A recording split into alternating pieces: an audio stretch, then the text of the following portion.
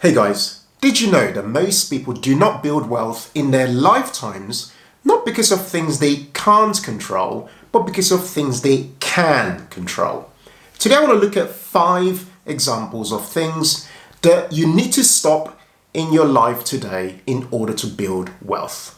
Obviously, the word wealth means different things to different people. For some people, it's that they simply want to be able to pay their bills on a monthly basis and build up a bit of a cushion and feel a bit of financial security. For other people, they want to become financially independent or perhaps financially free one day. Whatever your definition of wealth, it's my hope that today's video will get you from point A, where you are today, closer to whatever your wealth goals are in the future. If you're really enjoying today's video, I'd really appreciate it if you hit that subscribe button. Show some support for the effort that goes into the videos that we're creating here on our channel. And if you're really enjoying today's video, hey, hit the like button whilst you're there as well. Now, I want to just jump straight in with the very first point. And we're going to build up to point number 5. And I'll try and keep this as practical and as relatable as possible. The very first thing to stop is to stop doing everything yourself. I'm going to look at my phone because I've made some notes here to guide me. Now, the idea, and I've been subject to this for many years in my life, but the idea of actually doing everything yourself is actually born out of scarcity. In my personal experience, looking back on my own wealth building journey, I've come to realize that one of the most effective ways of actually getting a result is to actually do it through other people. I'm going to use an example we can all relate to. Imagine you were trying to buy a house, okay? You'd saved some money, or you are trying to save some money, but you want to buy a house ultimately. You can't buy that house ultimately without the help of other people. It might be that the bank comes together and gives you a mortgage. It might be that you need an estate agent or a surveyor or a conveyancer or even an architect if you need some building works done and that kind of thing, yeah? Just thinking about that, you needed various people to come together in order for that to even become a possibility. Take that a step further. Let's say you wanted to invest in property one day down the line, okay? To some people, they think that they need to put up all their money for them to be able to invest in that property, which is why a lot of people don't actually have any, access to any assets. But in actual fact, a slight mindset shift away from that is really to think, well, actually, I need other people for me to be able to build wealth. For example, you could combine efforts, combine expertise, combine resources, combine experiences with other people in order for you to get to that place where you've got your foot on that ladder and own a piece of something rather than 100% of nothing. This is a really good example. But a slight shift in the way we think really changes our approach to building wealth. You can relate this to anything. Take a side hustle or a business. A lot of people don't progress with their side hustle or their businesses because they're doing everything by themselves, rather than asking themselves, who do I need in order to help me achieve this part of what I'm doing? It might be graphic design. It might be someone who is going to be in charge of trying to build up a revenue source for your business, yeah? Often you find that when you employ the services of other people, you actually get to your results a lot quicker. Now, I want to just take this even further, right? Because I like to look at things as someone who's a person of faith. I like to look at things quite biblically as well. And this might not relate to everybody, but if it doesn't relate to you, don't worry. I hope you learn something from this experience. Now, I was reading Genesis chapter 1, verse 8. It's a creation story, the Adam and Eve story. And I found a really interesting verse that really spoke to me personally. And that verse said, pay attention to this. It says, and God blessed them. And God said unto them, be fruitful and multiply and replenish the earth and subdue it. I found that really interesting that there were 2 people in the world in this example, and God spoke to them. God didn't say, Adam, you're in charge and this is, you go ahead and you go and get all these things done, or say the same thing to Eve. God blessed them. In my personal experience of wealth building is actually a them game. You need other people to help you get stuff done. And if you think about this even deeper, creativity is never a lone sport. You need other people for creative ideas to be generated, to be conceived, and to be put into reality. Okay? So there you have it. The very first thing you need to stop doing is to stop doing everything yourself. And my key action point for you today is, what one thing do you need to stop doing in your life just by yourself? Jump in the comments and actually react and tell me what that one thing is. And I'm looking forward to reading it. Number 2 is stop living in bad debts. This country, the Western world, UK, US, all these major economies around the world that are supposedly the richest economies in the world are all built on, they're just built on debt.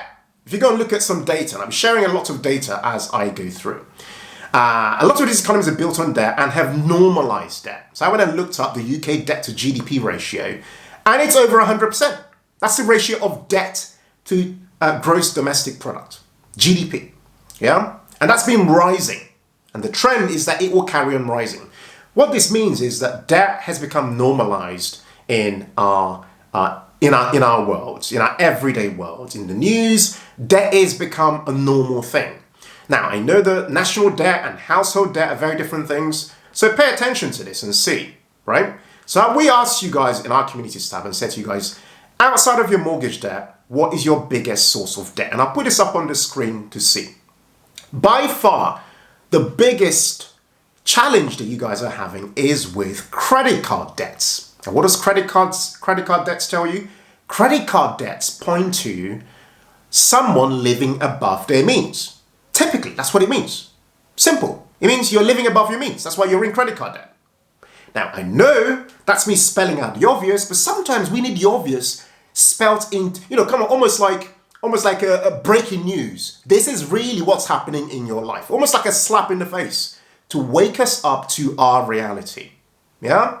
So I went and looked at some more data to look at what the picture looks like across the country. I went to the Office for National Statistics, and up on the screen, you can see there what the household debt picture looks like in the UK. You can see that by far, the biggest loan that people have is their student loans, right? People got student loans. Outside of that, it's credit cards and charge cards. So very similar to what we've seen with our community here on YouTube. But interestingly, outside of that is a trend of rising higher purchase debt. So debts from buying cars and stuff like that on finance, which again, it's almost like a ticking bomb down the line in the future for many households. And then outside of that is like overdrawn accounts and what have you. And you can see the debt picture in that image is that household debt continues to rise. Now, what's interesting when you look at debt is that the way people use debt is different. Yeah? Because for almost like, I use the word poorer, for poorer households, financial debt is used for surviving. Whereas for wealthier households, debt is used as a tool to acquire assets. So when I looked at the wealth and, I think it's called a wealth and assets survey at ONS, just to look at how households differ by debt and wealth in households, okay? What types of debt people have in their households by decile specifically. So a decile, 10 deciles up on the screen for us to look at. So in there you can see property debt, financial debt, and total debt. In the first decile, which is the lowest, almost the poorest households in the country, you can see that most people have financial debt. Huge! It towers over property debt. That's because people are relying on financial debt, your credit cards and what have you, to sponsor their lifestyles. Okay? And the reasons for that we'll come to in a minute. However, if you look at the wealthiest households, notice a trend. The 10th decile, you see that there is more property debt compared to financial debt. Of course, this makes sense because people start to earn more, they have more better credit scores, they're able to get onto, get approved for cheaper debt because debt discriminates, okay? Debt actually discriminates and favors people who are shown to look after their finances. Now you move on now and think, well, actually, how does that then relate to wealth? Again, up on the screen is another screenshot for us to look at. And here I'm looking at the Wealth and Assets Survey by the ONS. And you can see here we're looking at the top 1% followed by the 10th decile. The 10th decile in this case is pointing to the wealthiest households. And you can see in there that those wealthiest households have pensions as their biggest area, followed by net property debt. Isn't it a coincidence that the wealthiest households previously have a lot of mortgage debt, but at the same time they also have a lot of property wealth? Okay.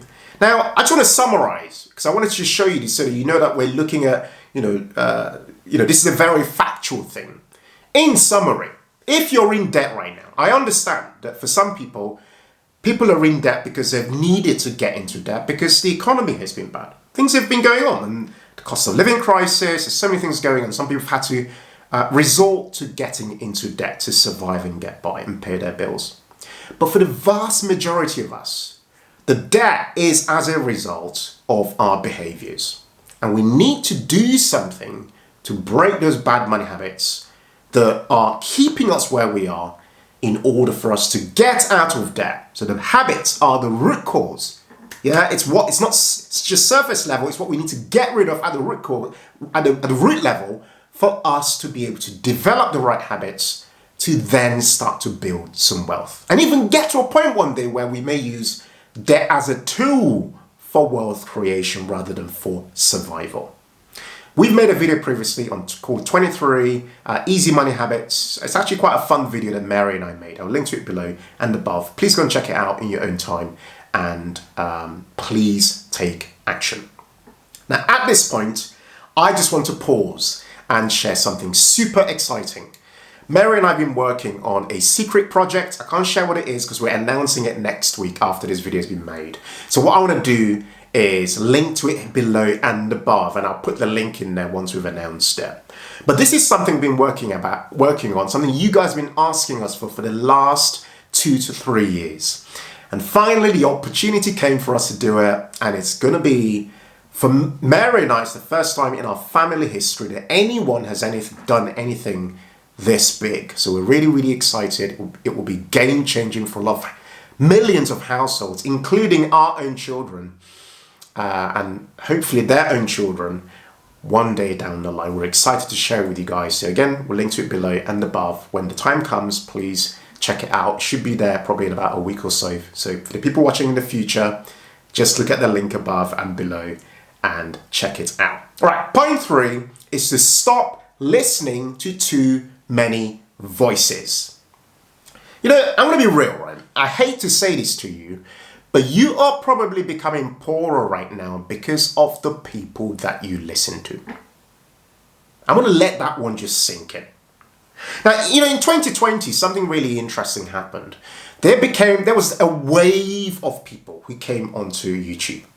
Suddenly, everyone was an expert and everyone felt they could share stuff on YouTube. And of course, a lot of those people were there was almost like a principal agent problem. There were always some selfish reasons for doing it. Some were doing it to help people, all kinds of things. But my point is, there are lots of people online right now sharing lots of things. And for a lot of people, a lot of that information is actually either incorrect or just created to, almost build hype and fear, or even created without intentionally, but that type of information could eventually lead you completely astray to the point where you might even make quite poor financial decisions rather than think you're actually improving your financial literacy.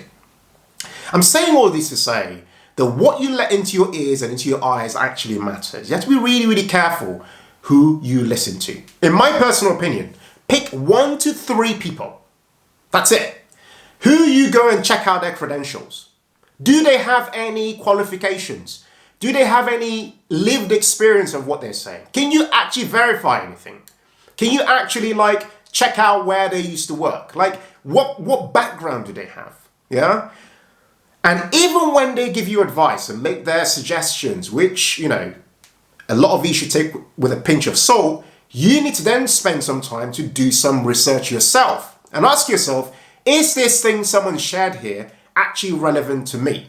And before I take action, have I done a bit more due diligence rather than like rushing because I heard something on YouTube or on other kinds of social media platforms? Effectively, what I'm saying is don't get poorer people out of, the good heart you might have, which is that you're learning online, you're looking for freebies, you're looking for free videos and what have you. You may even be better off going to find someone who you specifically pay for and say, look, give me some advice and what have you. And that way, you know their credentials. You can obviously go to them and say, look, there's a duty of care that they've got because they've given you some guidance or some advice, rather than, listening to so many people to the point where you become either paralyzed and you're not acting at all, or you've heard so many voices that you then start to make mistakes when it comes to your finances. Yeah. So that's the third one. Stop listening to too many voices. Just be a bit more careful about who you're listening to when it comes to your money. Number 4 is to stop waking up each day without a goal and a plan. Simple question I've got for you. What is the goal that you have in your life right now? That's a simple question. What's the goal? I know I'm kind of repeating things that might sound quite basic to you, but sometimes we need to come back to some fundamentals. A lot of people wake up each day and go into an autopilot. They work, they get on a computer, they sign on, they do their thing, they shut down, they have lunch, they have their dinner, they go to bed, they wake up, they keep repeating the same thing over and over again. But yeah, they expect certain outcomes, certain financial outcomes in their lives down the line. I hate to break it to you, without a goal and without a plan, there is no possibility that you might build wealth in the future. The reason I ask about the goal is because I know for a fact that if you're not someone who has a goal that you wake up to, that you actually look at least once a day, you actually look at it, written down on a notepad. If you're not that person, then you'll be easily pulled to the left and pulled to the right. Yeah. The beauty of having a goal and then developing a plan is that you're able to actually say, well, actually, no, I'm not going to direct my resources into this random thing that somebody WhatsApped me about, or that I saw in the comments, or that I saw on Instagram, or whatever.